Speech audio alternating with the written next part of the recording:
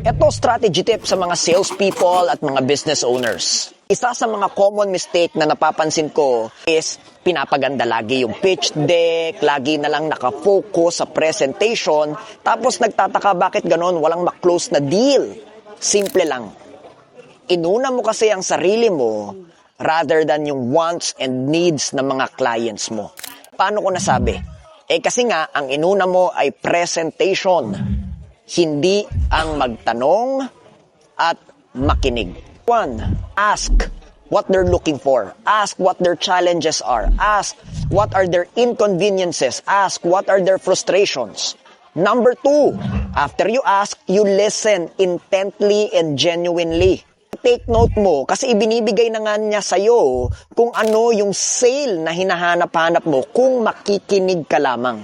And number 3, deliver it excellently.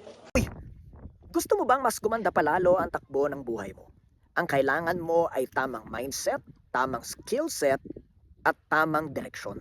Para talagang alam mo ang mga step na gagawin para magkaroon ng pagbabago, instant shift at instant change sa iyong buhay.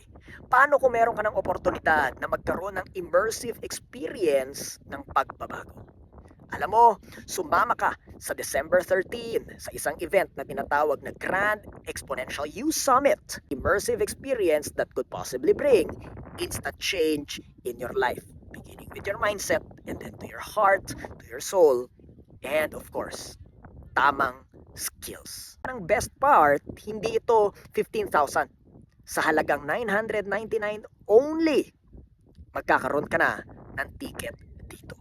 Register today. Not next year, not next month, not next week, not tomorrow. Register today and reserve your slots. This is Coach Migs, your Chief Strategist.